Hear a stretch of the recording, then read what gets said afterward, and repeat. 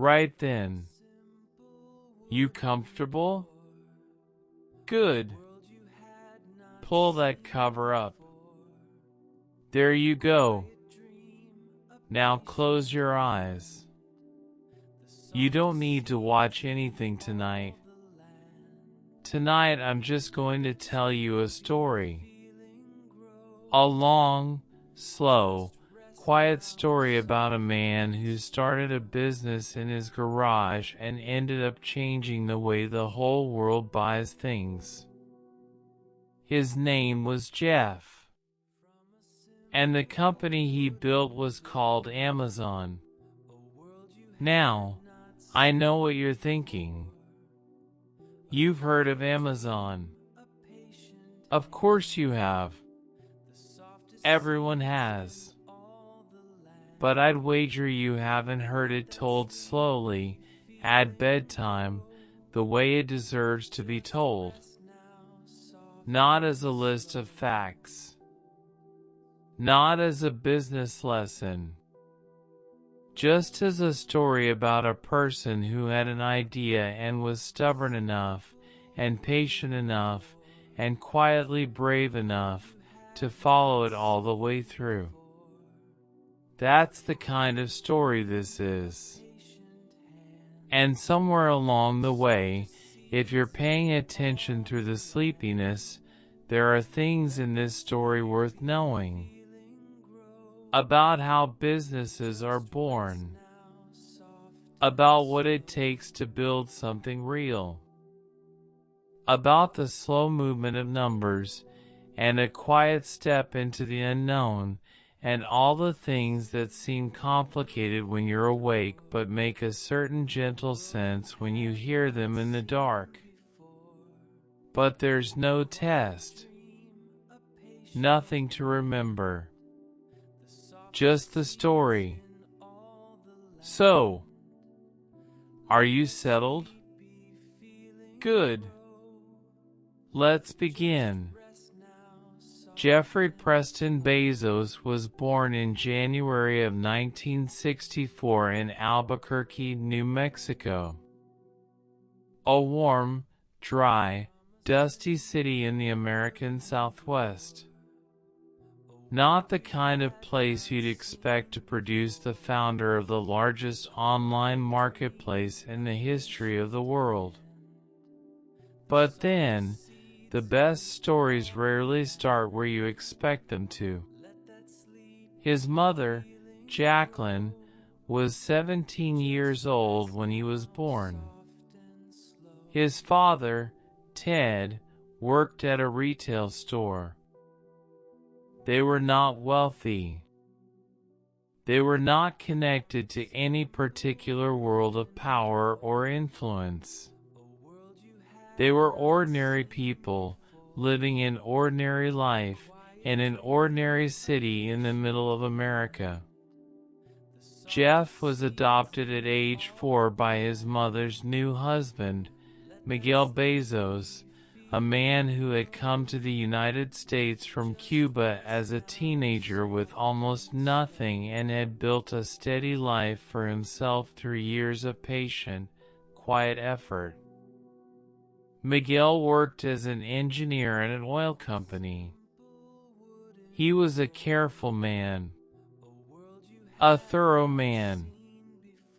The kind of man who understood that lasting things are built slowly. That understanding, I think, is the first thing Jeff Bezos inherited. Not money. Not connections.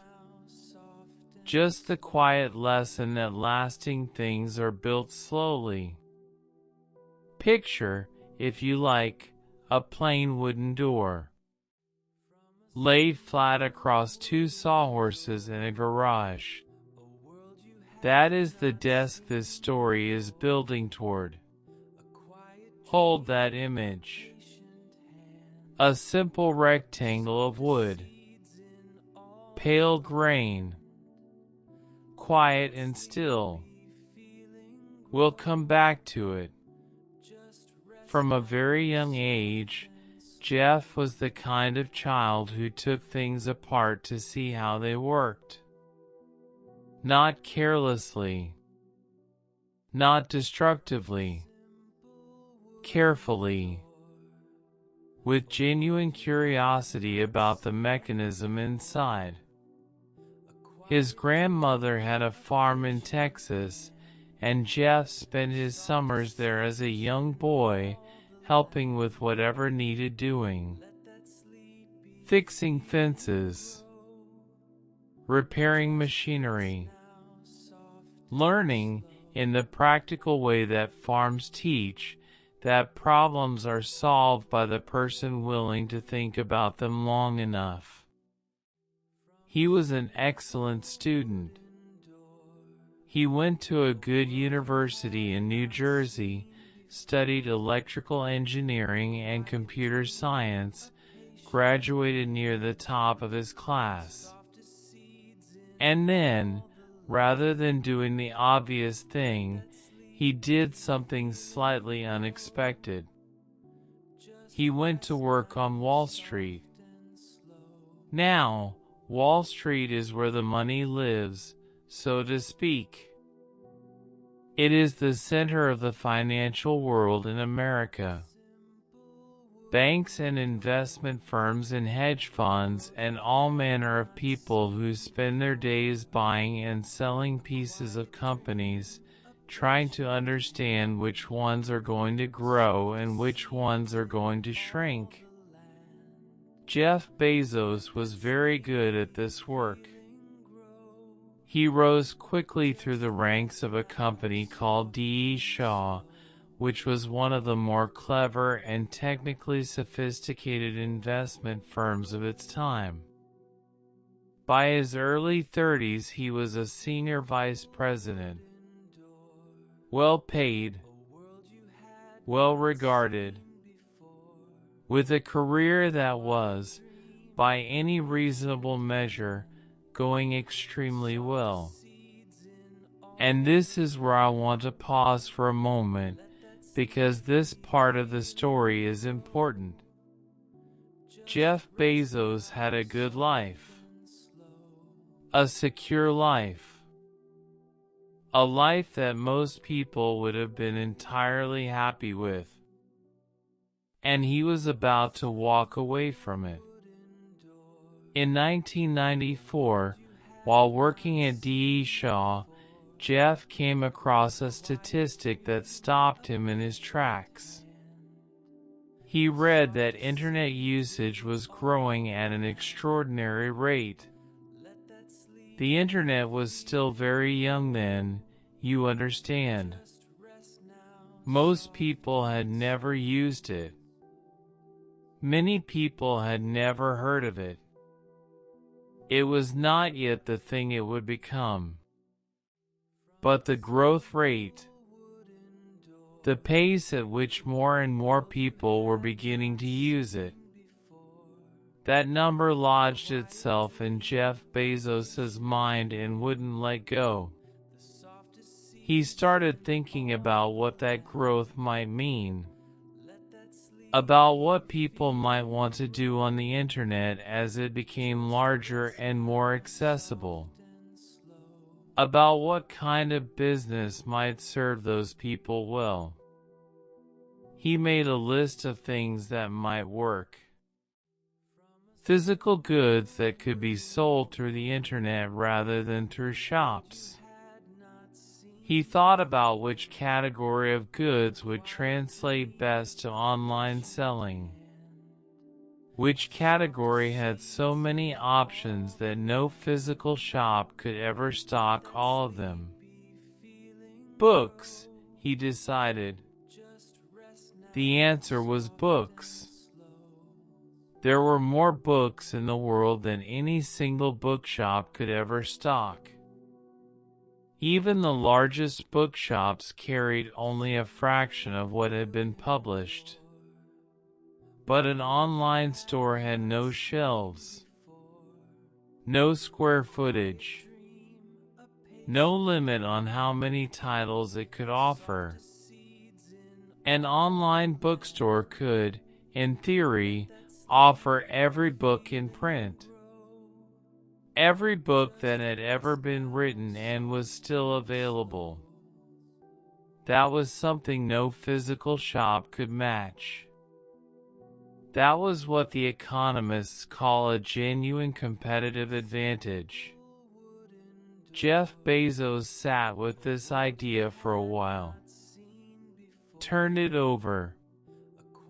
Thought it through from different angles, the way a careful person does when they're considering whether to bet a great deal on something. And then he went and told his boss he was leaving. His boss, a man he liked and respected, asked him to think about it for 2 days before making the decision final. "Go away," the boss said. "Take the weekend. Think carefully about what you have here and what you'd be giving up." Jeff Bezos thought about it. He later described a way of thinking he used to make difficult decisions, which he called the regret minimization framework. It goes like this: imagine yourself at the end of your life, looking back. Which choice would you regret more? Trying and failing? Or never trying at all? When he put it that way to himself, the answer was clear. He could live with failing. He did not think he could live with not trying. He handed in his notice. Jeff and his wife Mackenzie packed everything they owned into a car and drove across the country to Seattle, Washington. Why Seattle? A few reasons. It was near a large book distribution warehouse in Oregon. It had a concentration of technology talent from companies like Microsoft. And it was a smaller state, which had tax implications for the early business. Now, I mention that because it's the kind of thing young entrepreneurs often don't think about. The big idea gets all the attention. But the small practical decisions, where you locate the company, how you structure it, what you name it, these matter enormously and deserve the same careful thought as the grand vision. Jeff Bezos thought about all of it. They arrived in Seattle and set up in a rented house. Jeff built the first workstations himself from doors laid across sawhorses, because solid doors were cheaper than desks. This detail has been repeated so many times in the Amazon story that it has become almost a cliché. But I think it deserves to be taken seriously. The man who would eventually build one of the largest companies in the world started by making desks out of doors because that was the practical, unhurried, sensible thing to do. And that instinct, to do the practical and unhurried thing even when you could do something more impressive, stayed with Amazon for a very long time. In business, we sometimes call this capital efficiency. Using what you have as carefully as possible. Not wasting resources on things that don't contribute to what you're trying to build. Door desks. Remember that. Sometimes the right desk is just a door. Amazon.com went live in July of 1995. Jeff had originally planned to call the company Cadabra, as in abracadabra. His lawyer talked him out of it after misting it on the phone as cadaver, which was, I think, good advice. He settled on Amazon, the largest river in the world. The name suggested scale. It suggested something vast and flowing and not easily stopped. It was a good name, worth thinking about for anyone who ever has to name a thing. The name carries meaning before the first word is said about what the thing does. The first order came in on the 4th of April, 1995, during the beta testing phase. A man in California ordered a book about artificial intelligence. Jeff and his small team were so excited by the notification sound the system made when an order came in, a small bright sound like a coin dropped into a tin, that they had to turn it off within a few weeks because orders were arriving so frequently it was becoming disruptive. Within the first month, Amazon had sold books to customers in all 50 American states and in more than 40 countries, without a single advertisement, simply through the quiet spread of word of mouth among early internet users who had found something useful. That is the power of a good product. It travels on its own. In the first year, Amazon had revenues that would not look impressive on paper today. But the growth rate was what mattered. Every month, more customers. Every month, more orders. Every month, the line on the graph going up. Now, I want you to understand something about growth rates, because this is the kind of thing that matters enormously in business and in investing, and it is something that seems complicated but is actually very simple. A small number growing very quickly will, given enough time, become a very large number. This seems obvious when you say it plainly. But people consistently underestimate how powerful this is. They look at the small number and they say, "That's small." And they are right, today. But they are not thinking about what that small number becomes if it keeps growing at the same rate. Jeff Bezos understood this. His investors, the ones who were paying attention, understood this. And that understanding made all the difference. Long pause, for seconds, Grandpa checks on the listener. Are you following along? Good. You don't have to be, mind you. You can just let the words wash over you. The story will still be here whether you're listening closely or not. That's the thing about a good story. It doesn't require anything from you. Just your presence. Just your willingness to be in the room while it's being told. So just rest. I'll keep going. In May of 1997, just 2 years after opening for business, Amazon offered its shares to the public for the first time.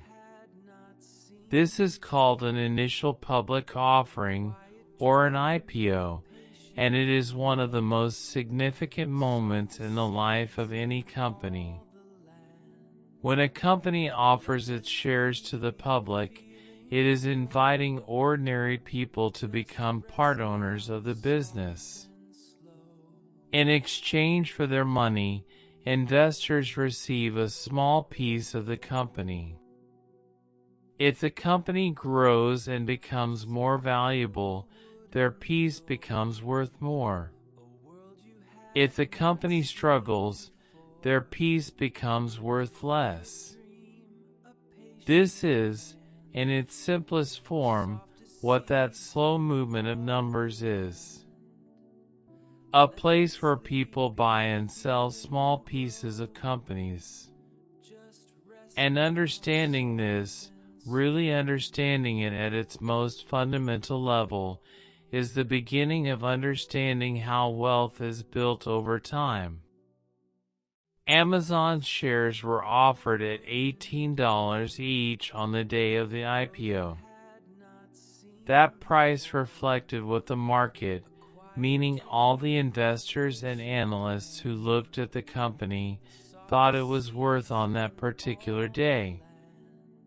The market was not entirely sure what to make of Amazon at the time. It was a young company. It had never made a profit. It was spending money as fast as it was earning it, reinvesting everything back into growing the business. Some investors found this exciting. Others found it alarming. This difference of opinion between the people who found it exciting and the people who found it alarming is what creates a market. A market only works when there are people on both sides. Someone who wants to sell and someone who wants to buy. And both of them, at the moment of the transaction, believing they are getting the better end of the deal. The years immediately after Amazon's IPO were a remarkable and somewhat strange period in financial history. A period sometimes called the dot-com boom. The internet was new and full of possibilities, and investors were enormously excited about those possibilities. So excited, in fact, that they invested very large amounts of money in internet companies based almost entirely on the idea of what those companies might become, without paying quite enough attention to whether those companies were actually making money today. Valuations went to places that, in retrospect, didn't make much sense. Companies with very little revenue were worth, on paper, extraordinary amounts. The excitement had gotten ahead of the reality. Amazon's share price rose to levels during this period that, if you looked at the underlying business, were not entirely easy to justify with the numbers. But that is the nature of markets. They are made of human beings. And human beings, when they get excited together, can push things a long way past where the numbers would suggest they belong. And then, in the year 2000, the excitement stopped. The dot-com bubble burst. That is the phrase people use.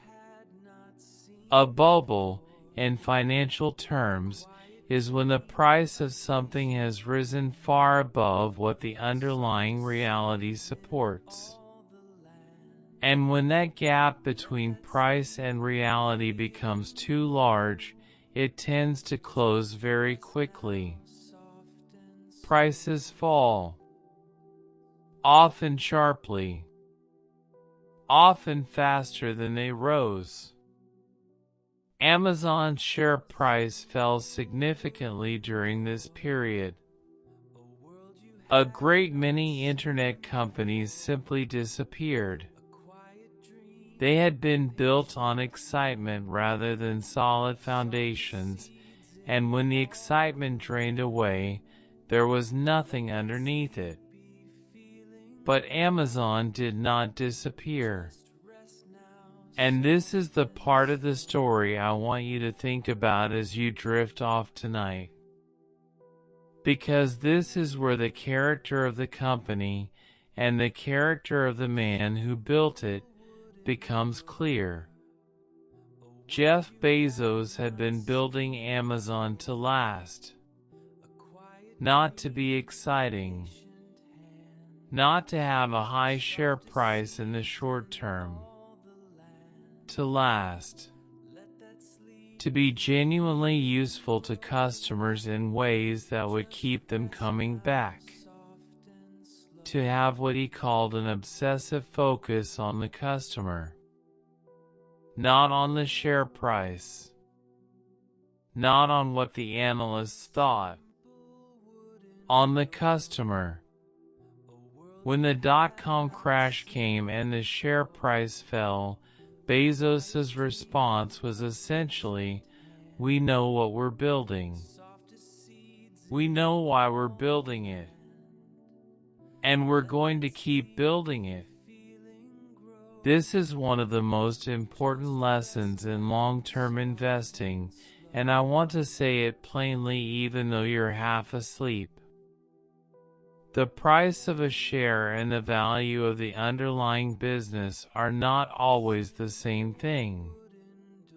Sometimes the market is overly excited and the price is higher than the business justifies. Sometimes the market is overly nervous and the price is lower than the business justifies. The patient investor, the one who understands the underlying business and believes in it, can use these moments of mispricing, can buy more when others are frightened, can hold on when others are selling. Warren Buffett, the most celebrated long-term investor in American history, put it this way: be fearful when others are greedy, and greedy when others are fearful. It sounds simple. It is simple. It is also one of the hardest things in investing to actually do when the moment arrives. Long pause. For seconds, Grandpa's voice drops slightly softer. Are you still with me? That's all right if you're not. The story keeps going either way. The main thing is you're warm and you're resting, and tomorrow the world will still be there and none of it needs solving tonight. Just rest, child. Just rest. Now, while all the excitement and the crash and the recovery was happening in the financial markets, Amazon was quietly doing something that would prove to be enormously important. It was expanding. Books had been the beginning, the proof of concept, the demonstration that people would buy things through the internet and that an online store could operate more efficiently than a physical one in certain categories. But Jeff Bezos had never thought of Amazon as a bookstore. He had thought of it, from the beginning, as something larger. He had a phrase for what he was building. He called it the everything store. A store that could sell anything and deliver it to anyone. Not a bookstore. Not a music store. Not a toy store. A store that could, eventually, sell every category of thing that could be sold. Amazon added music in 1998. DVDs, electronics, toys, housewares. Each category added carefully, thoughtfully, with attention to whether the supply chain and the customer experience could be made to work properly before the next category was added. This measured expansion is something that good businesses do and poor businesses often fail at. It is tempting, when things are going well, to grow in every direction at once, to add products and services and markets faster than the organization can handle them. Amazon grew quickly, but it grew in ways that were intended to be sustainable. Each new thing built on the foundations of the things that came before it. The logistics network, the customer service approach, the technology that ran underneath everything. In the early 2000s, Amazon did something that surprised many people who were watching the company closely. It began allowing other businesses, including competitors, to sell their products on the Amazon platform. Third-party sellers, they're called. Small businesses and large ones. Individuals selling things from their homes and major retailers selling things from their warehouses. All of them using Amazon's platform, Amazon's customer base, Amazon's logistics, to reach buyers. Some people thought this was a strange decision. Why would you help your competitors reach your customers? But Bezos saw it differently. More sellers meant more products. More products meant more reasons for customers to come to Amazon. More customers made the platform more valuable to sellers. Each part of the system made the other part stronger. This kind of reinforcing loop, where growth in one area drives growth in another area, which drives growth in the first area again, is sometimes called a flywheel. Once a flywheel starts spinning, it is very hard to stop. That was what Amazon was building. I want to tell you something about the physical side of Amazon, because when people think about internet companies, they sometimes forget that somewhere in the chain there are real people and real buildings and real lorries driving through real weather at real times of night. Amazon's fulfillment centers, the enormous warehouses where orders are packed and dispatched, are some of the largest buildings in the world. They cover areas larger than multiple football pitches. Inside them, a carefully designed combination of people and technology works through the night and through the day to receive items, store them, locate them when an order comes in, pick them from the shelves, pack them, and hand them to the courier. The logistics of this, the science of moving things from a shelf to a doorstep as quickly and as cheaply as possible, is one of the great unglamorous competitive advantages in modern business. It is not exciting to talk about.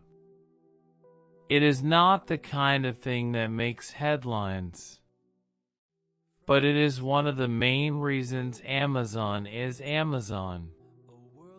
Amazon has also, over the years, faced significant criticism about the conditions in those warehouses, about the pressure placed on workers to meet targets, about wages and benefits and the experience of the people doing that physical work every day.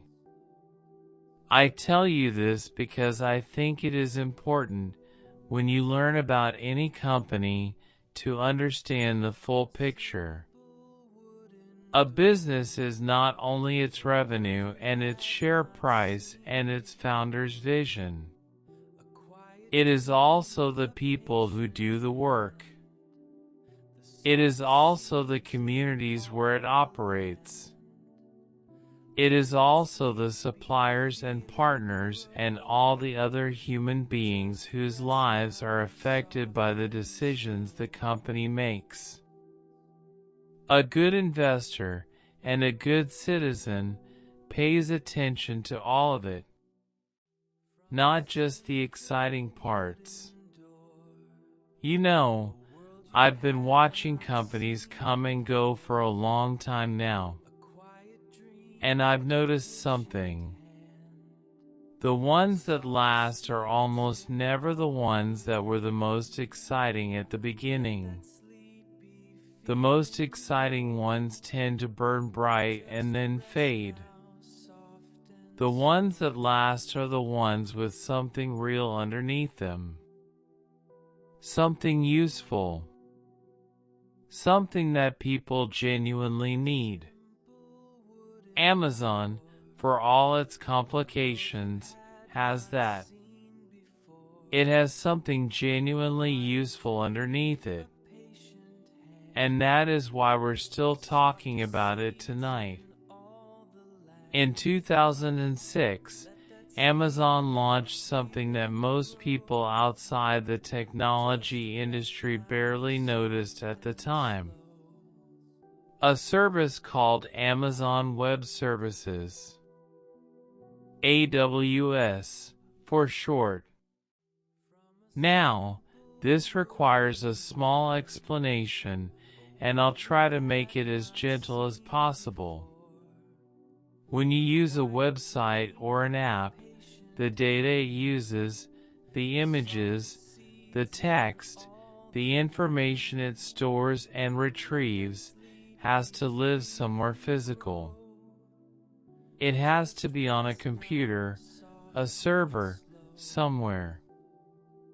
For many years, if you were building a company that needed computing power, you had to buy your own servers and maintain them and worry about them.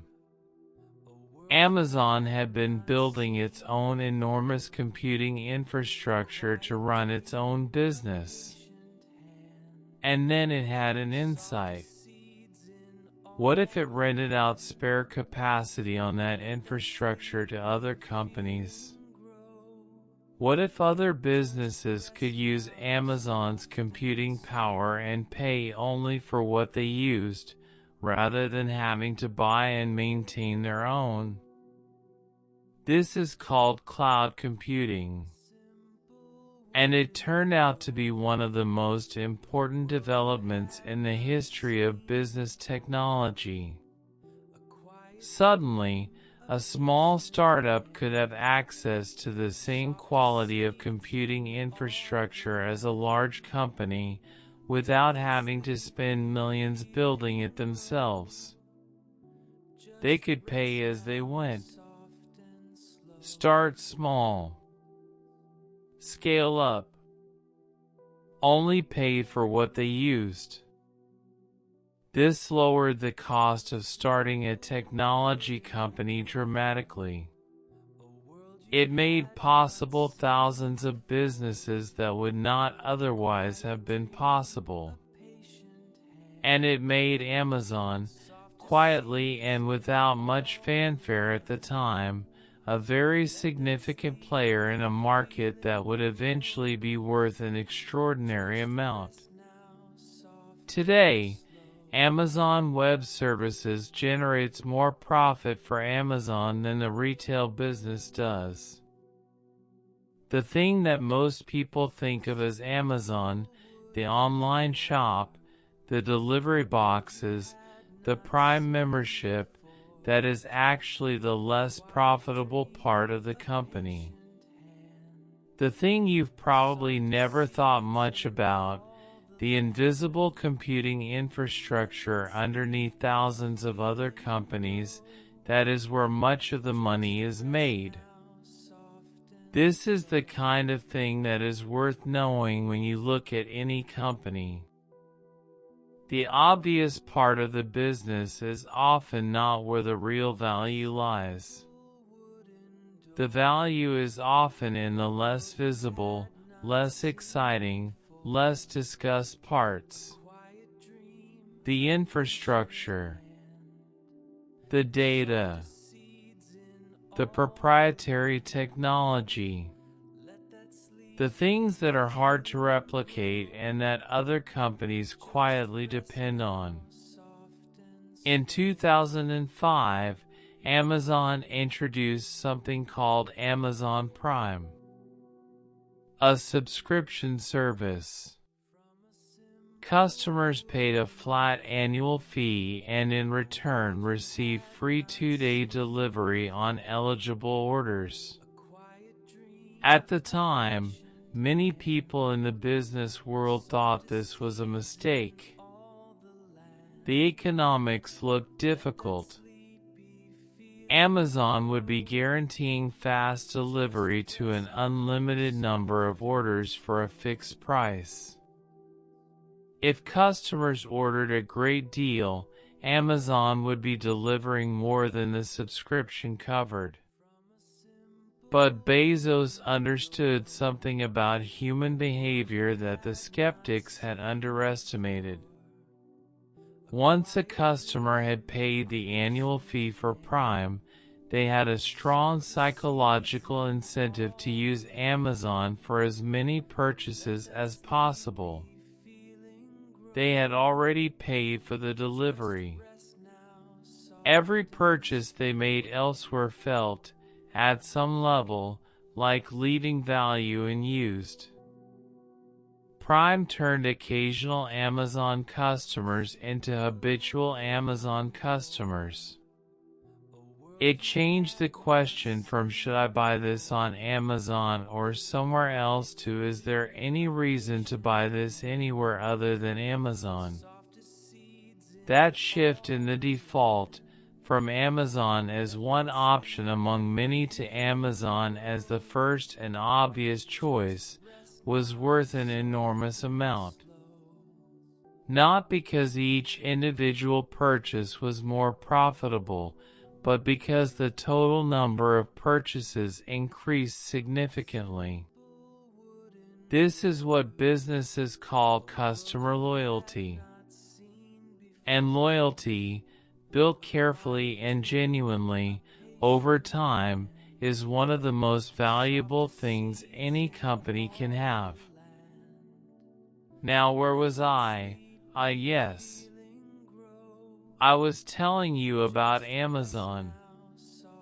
My mind wanders sometimes, like an old river finding its own way. Just like your grandfather. Off down one bank and then another. But we'll keep going. We're about halfway through and the best parts of the story are still ahead. You just breathe. Nice and easy. Nice and slow. In 2007, Amazon released the Kindle, a device for reading books electronically. An e-reader, as they came to be called. Now, you might think it odd that a company which had built itself on selling physical books would create a device that replaced physical books. But this is actually a lesson in what good businesses do. Good businesses do not protect their existing products from disruption. They disrupt their own products before someone else does. If people were going to start reading books on electronic devices, Amazon wanted to be the company that sold them those devices and those electronic books. The alternative, clinging to physical books while the market changed around them, would eventually have meant being left behind. This willingness to cannibalize your own business, to offer something new that competes with what you already have, because the new thing is genuinely better for the customer, is one of the hallmarks of companies that survive long enough to matter. It requires a kind of confidence, a belief that your real competitive advantage is not in any particular product but in your relationship with the customer, in their trust, in their habit of coming to you first. And that relationship can survive the transition from one format to another, as long as you are the one leading the transition. The Kindle was not the first e-reader. Others had tried before Amazon. But Amazon's version was better designed, better priced, and crucially, backed by Amazon's enormous catalog of books available for immediate download. This is another lesson worth knowing. Being first is not always the most important thing. Being better, at the right moment, with the right supporting infrastructure, often matters more. Amazon has, over the years, bought a remarkable number of other companies. Zappos, the shoe retailer, for its exceptional customer service culture. Whole Foods, the grocery chain, as a physical retail presence in a world where Amazon was almost entirely digital. MGM, the film studio, to fuel the Amazon Prime Video streaming service. These acquisitions tell you something about how Bezos thought about building a company. He was not content to grow only the things Amazon had invented itself. When he saw a company doing something valuable, something that fit into the larger vision of what Amazon was trying to become, he bought it. When a large company buys a smaller one, it is sometimes because the large company wants the smaller company's customers. Sometimes it wants the technology. Sometimes it wants the talent, the people who built the thing and know how to make it work. Understanding why an acquisition is being made is one of the things that investors pay attention to when evaluating a company. A well-considered acquisition can add significant value. A poorly considered one can destroy it. The history of business is full of both. The acquisition of Whole Foods in 2017 was particularly interesting because it represented Amazon moving into physical retail in a serious way. For a company that had been built on the idea of replacing physical retail, this seemed almost paradoxical. But Bezos had always been clear that Amazon was not ideologically committed to any particular format. It was committed to serving customers well. And for certain kinds of purchases, particularly food and fresh produce, customers still wanted to be able to see and touch and choose in person. Whole Foods gave Amazon a physical presence in that space. Long pause, 5 seconds. Grandpa's voice is slower and warmer now. You're doing well, you know. Just lying there, letting the story wash over you. That's all there is to do. The story will still be here even if you drift. It doesn't need you to follow every word. Just let it be the sound in the room while your mind goes quiet. That's the whole idea. I've been telling you about the company, and that's right and proper. But I want to say something about the man, because companies do not build themselves. They are built by people, and the character of the person at the top shapes the character of the thing they build. Jeff Bezos is, by most accounts, an intensely driven and demanding person. He expects a great deal of the people around him. He is known for asking hard questions in meetings, for challenging assumptions, for not being satisfied with comfortable answers. He is also known for thinking on very long timescales. While most companies plan for the next quarter, the next year, the company was known for thinking in terms of decades, for being willing to plant seeds that would not flower for years, for not letting the day-to-day restlessness of the world's numbers determine the long, unhurried shape of the thing being built. This long-term thinking is, in my view, one of the most important entrepreneurial qualities there is. And it is one of the rarest. Most people and most organizations are pulled toward the short term, toward the result that can be measured today, toward the decision that looks good on this quarter's report. The pressure of immediate measurement is powerful and constant. Fighting against that pressure, holding the long view when everything around you is focused on the near one, requires a particular kind of patience, a particular kind of confidence, a belief that you know where you're going even when the path is not producing results yet. You don't have to be Jeff Bezos to need that quality.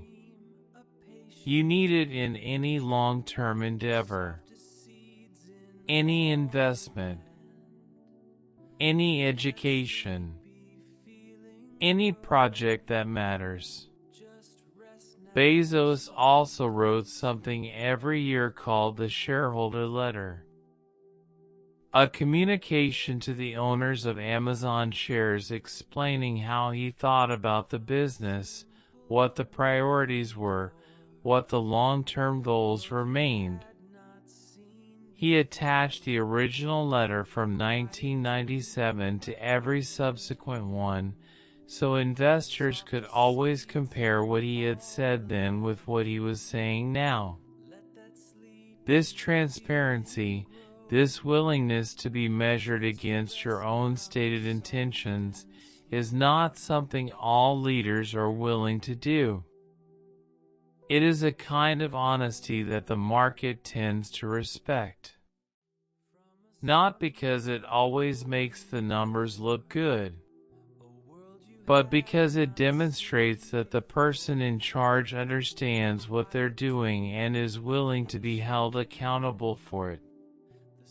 Now, let me tell you something about Amazon as a stock, because that is part of the story too, and this channel is built on the idea of understanding these things. If you had bought a very small amount of Amazon shares on the day of the IPO in 1997 and simply held them, done nothing, made no further decisions, just held them through the dot-com crash and the recovery and the financial crisis of 2008 and all the other periods of uncertainty in between, you would today have something worth an extraordinary amount more than what you started with. I won't give you a specific number, because numbers change and this is a bedtime story, not a financial report. But the direction of the story, the extraordinary growth of patient holding in a good company over a long period, that direction is the point. But here is the honest part. Holding through those periods of uncertainty was not easy. There were moments when Amazon's share price fell greatly, when analysts wrote that the company was in trouble, when sensible, well-informed, genuinely intelligent people argued that the stock was overvalued or the strategy was wrong or the competition would eventually win. Many investors sold during those periods. Reasonably, given the information available at the time, they decided the uncertainty was too great, and they missed the recovery. This is the thing about long-term investing that is simple to understand and hard to practice. The returns go to the people who can hold through the uncomfortable periods. Who can distinguish between a company that is genuinely in trouble and a company that is temporarily out of favor? Making that distinction correctly, consistently, over many years, is what separates the great investors from the merely good ones.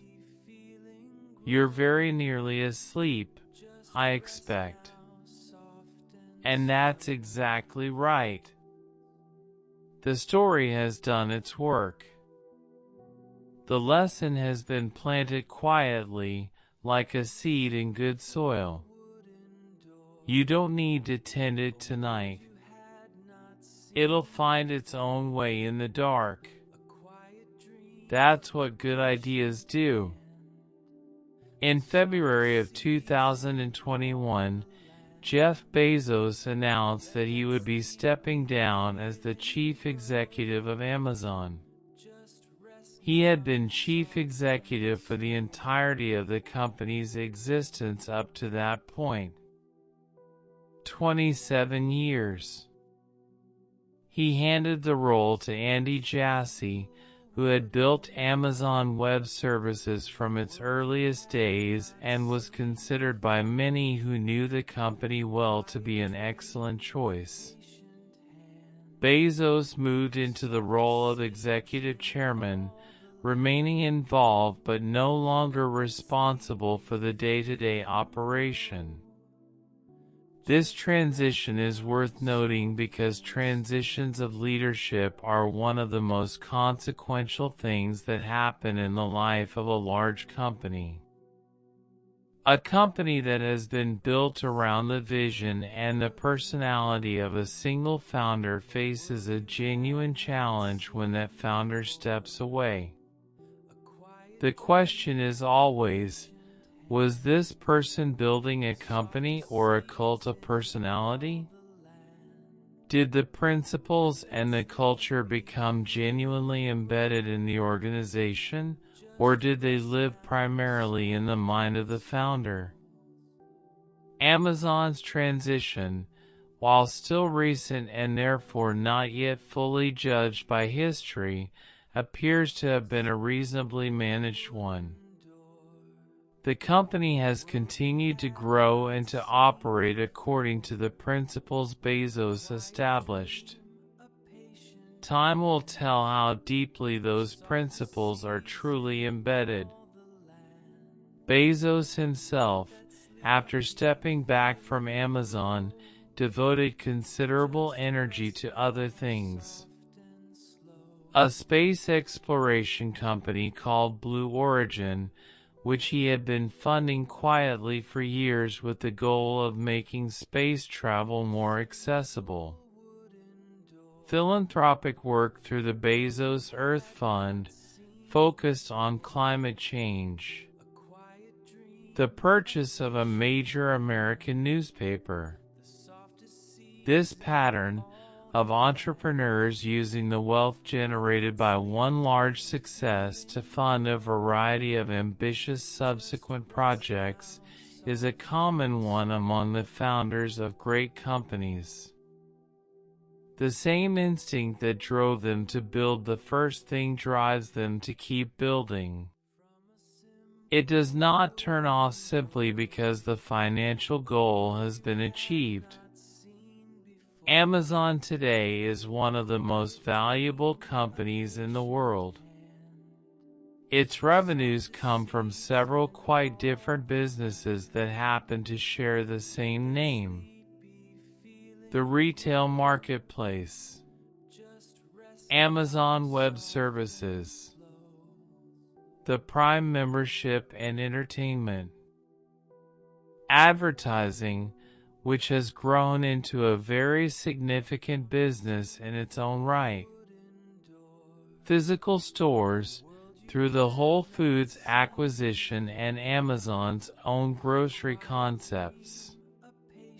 Each of these businesses has its own economics, its own growth rate, its own competitive environment.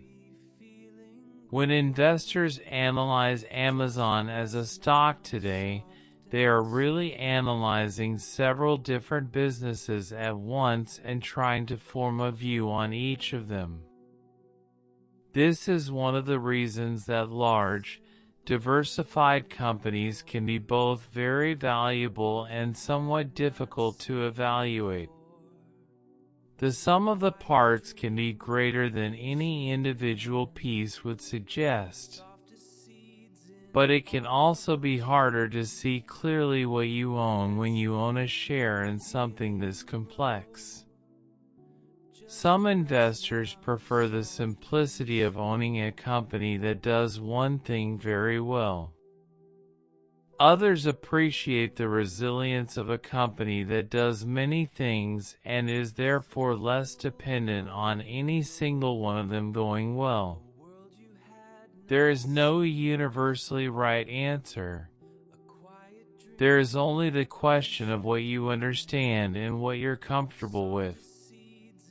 What I would say with some confidence is this: Amazon is a company that was built to last, not to be exciting for a season and then fade, not to be dependent on a single product or a single market.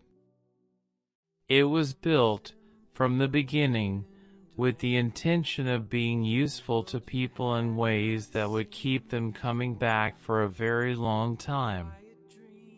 Whether it succeeds in that intention over the decades ahead, and whether its share price reflects that value fairly at any given moment, those are questions that cannot be answered tonight. They can only be watched, patiently, over time. Nearly there now. Just a little more. The story is almost told.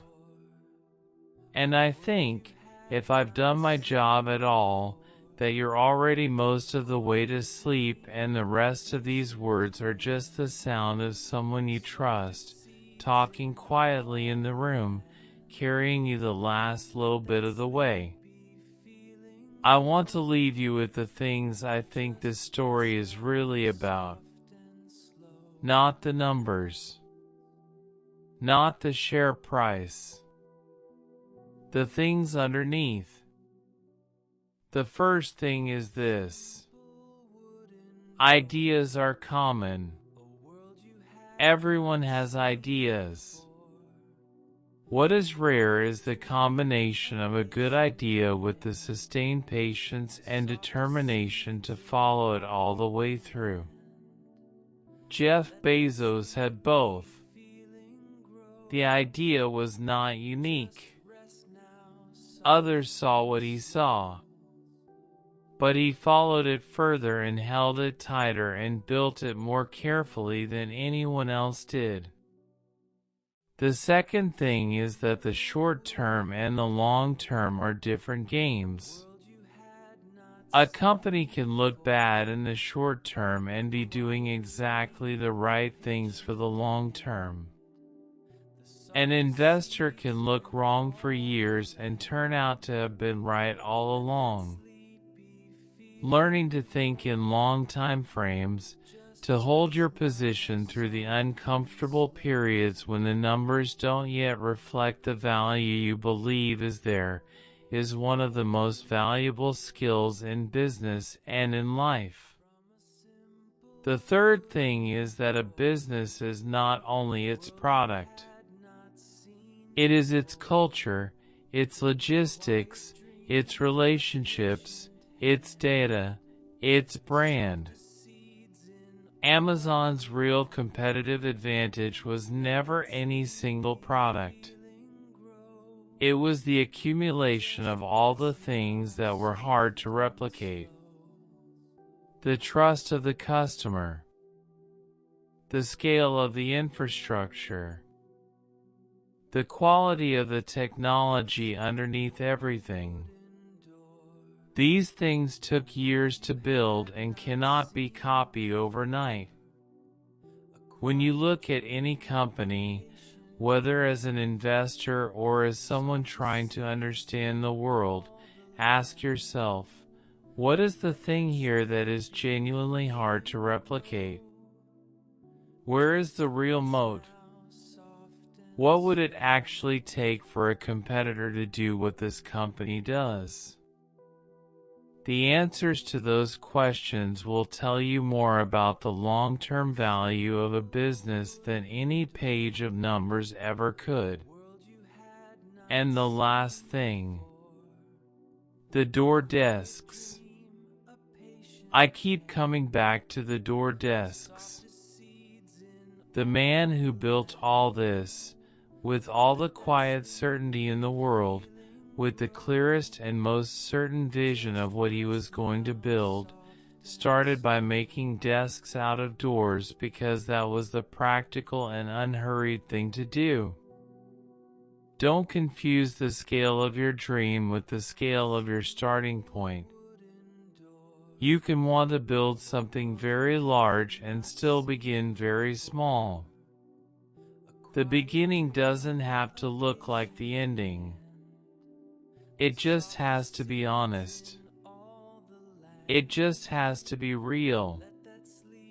It just has to be the best use of what you actually have, right now, today. Door desks. Remember that. And that is the story of Amazon. A young man in a rented house in Seattle. A door on some sawhorses. A small sound, somewhere in the computer, like a soft chime in an empty room when someone bought a book. And the long, patient, determined, complicated, sometimes brilliant, sometimes difficult journey from that first bell to one of the largest companies the world has ever seen. Sleep on that, child. Let it settle in the quiet. The story is told. The lesson is planted. I'll just sit here a moment while you drift. No rush. No rush at all. The world is still out there and it will be there in the morning. And you'll be ready for it. But not tonight. Tonight you just sleep. I'm right here. Good night.